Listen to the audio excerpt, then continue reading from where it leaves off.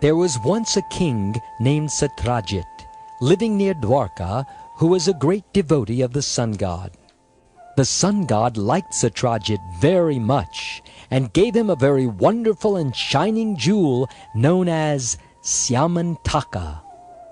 When Satrajit wore the Syamantaka jewel around his neck, he looked just like the sun god. He liked to wear it and go to Dwarka, where the people thought the sun god had come to see Krishna. But Krishna told everyone, "No, actually the sun god has not come at all. This is King Satrajit, who has come to Dwarka to show everyone that the sun god gave him that valuable jewel as a gift. The jewel is very special, and it makes about 170 pounds of gold every day. Besides that, wherever this jewel is, no one ever gets sick or hungry." Lord Krishna wanted to teach the good people of Dwarka that the best of everything should always be given to the king. Krishna met with Satrajit and said, "Don't you think it would be nice to give the Syamantaka jewel to King Ugrasena as a present?" But Satrajit did not want to give it to anyone. He wanted to keep the jewel for himself.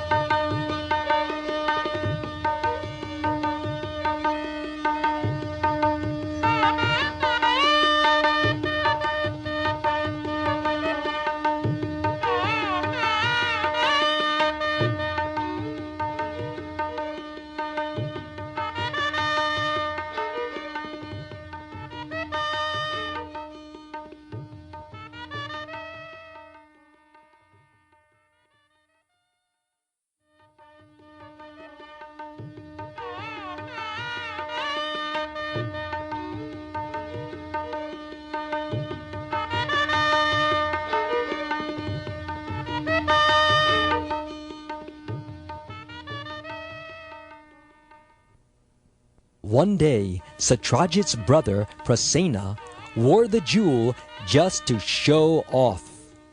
While he was riding through the forest on his horse, a big lion jumped upon him and killed him, as well as the horse.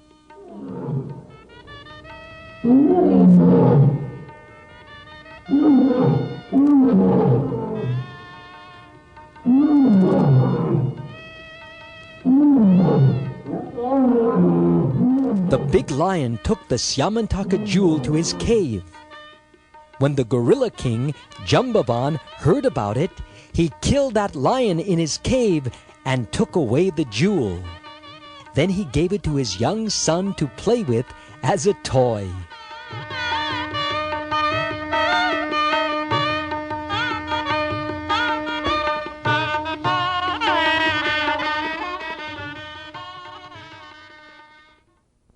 In the city, when Satrajit's younger brother, Prasena, did not come back from the forest, Satrajit became very upset. He did not know that a lion had killed his brother, or that Jambavan had killed the lion. Instead, he thought Krishna wanted the jewel so much, he must have tried to take it from Prasena.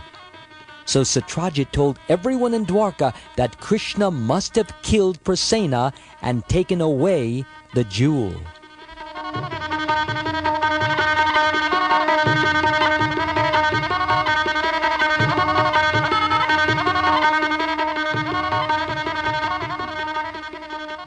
Krishna did not like to hear these crazy stories. It wasn't fair. Krishna never took the jewel from Prasena. He didn't even want the jewel. But he had to show everyone that Satrajit was not speaking the truth. So he said, "Let everyone from Dwarka come to the forest with me to find the Syamantaka jewel."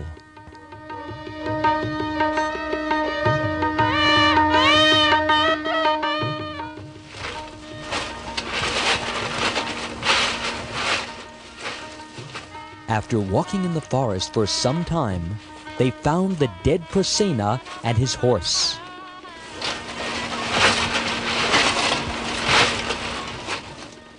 Then they found the lion which Jambavan had killed with his bare hands.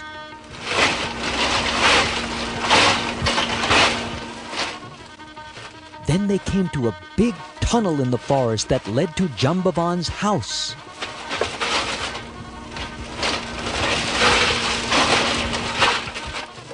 Everyone was afraid to go into that long, dark tunnel to find the big gorilla king, Jambavan. So Krishna said, "That's all right. You can all wait outside for me. I will go in alone to see if the Syamantaka jewel is in here."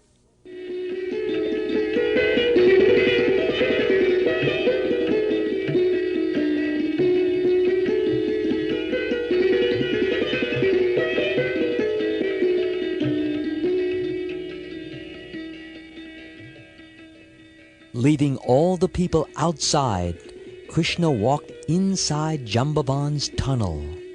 Since Jambavan was a great devotee of Lord Ramachandra, he did not think of the Syamantaka jewel as very important.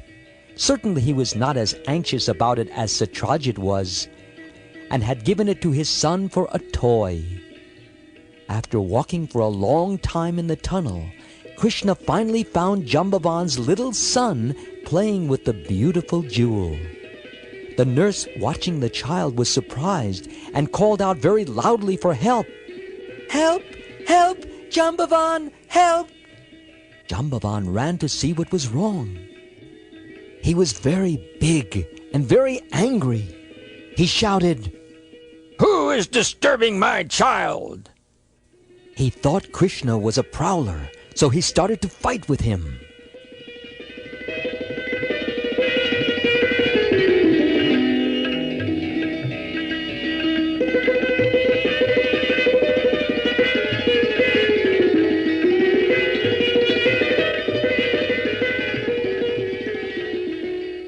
Jambavan and Krishna fought all day and all night for 28 days without stopping.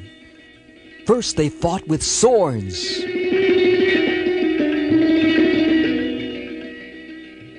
And then bows and arrows. Then they fought with stones. Then with big trees. Then hand to hand.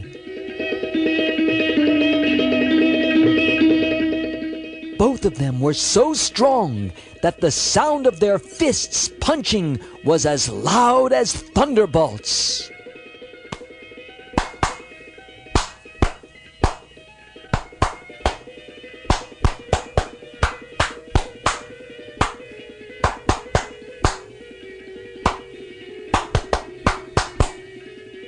Jambavan was the strongest person in the world. Still, after 28 days and nights of being bruised by Lord Shri Krishna, Jambavan was getting very, very tired. He wondered, "I am the strongest in the whole world. Who is this wonderful person who is making me so tired?" Then Jambavan understood. He thought, "Yes, Krishna, the Supreme Personality of Godhead, must like having some fun sporting with his devotee."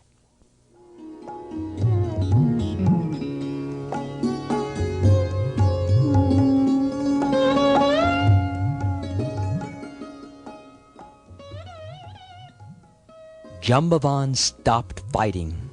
He folded his hands respectfully and said, "My dear Lord, now I know who you are. You are the Supreme Personality of Godhead, whom I worship as Lord Ramchandra. No one else in the universe could be that strong, and no one else could beat me like this. I am very strong, but all my strength, it comes from you."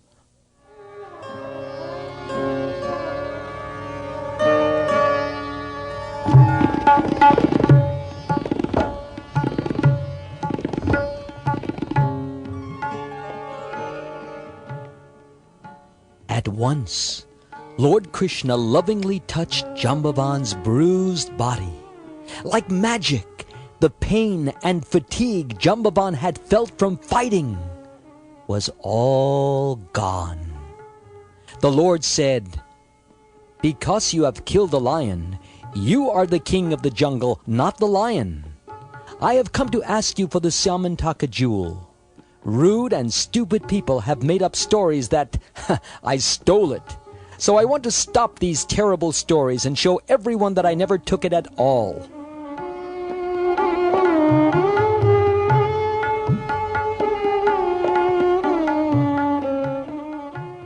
Jambavan was sorry to hear that Satrajit had made so much trouble over a simple piece of stone. He said, "Of course, I am very pleased to give you the Syamantaka jewel, but I will be especially honored if you will also take my loving daughter, Jambavati, in marriage." Lord Krishna was very happy to receive the sweet words of his devotee and the jewel, and he happily married the beautiful Jambavati in her father's cave.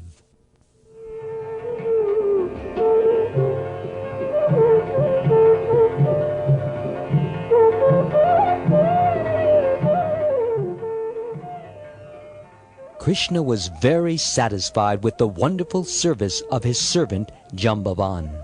Now he could go back to Dwarka with the exciting story of the recovery of the Syamantaka jewel. It had been quite an adventure.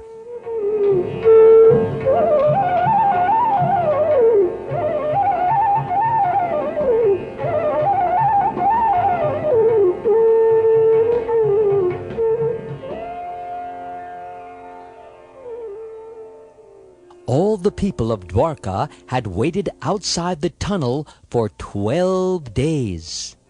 They could not understand why Krishna did not come out, and they thought that something terrible must have happened. Feeling very sorry, they went home.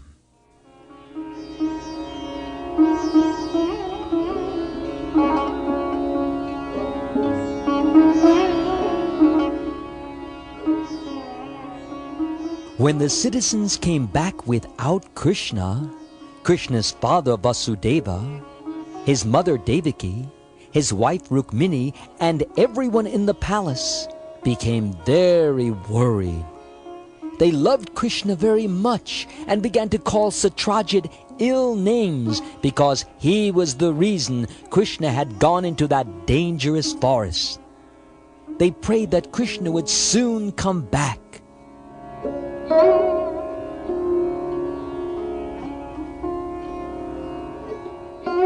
Suddenly, Krishna answered their prayers. He rode into the city bringing with him his new wife, Jambavati, and the Syamantaka jewel.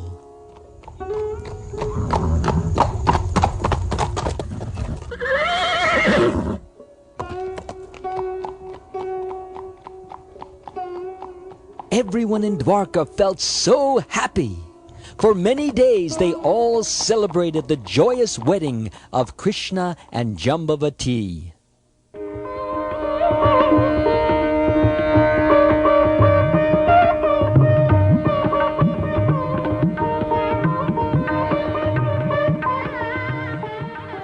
King Ugrasena called Satrajit and many important kings together.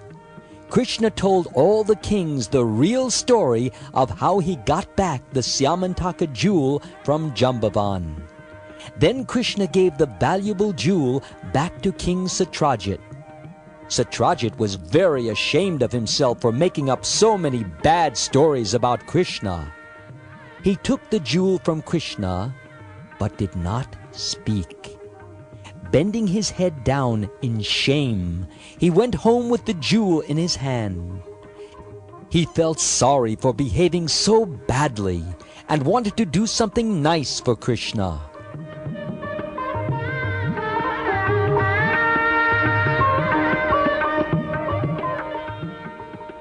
Soon Satrajit returned to Dwarka, This time he brought his beautiful daughter Satyabhama and the Syamantaka jewel to give to Krishna.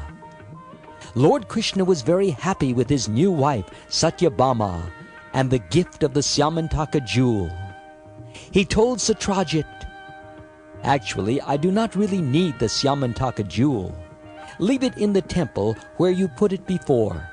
That way, no one in Dwarka will be disturbed by sickness or hunger, or by heat or cold." After Krishna gave the Syamantaka jewel back to Satrajit again, all of Dwarka celebrated the wonderful wedding of Krishna and Satyabhama to their fullest enjoyment.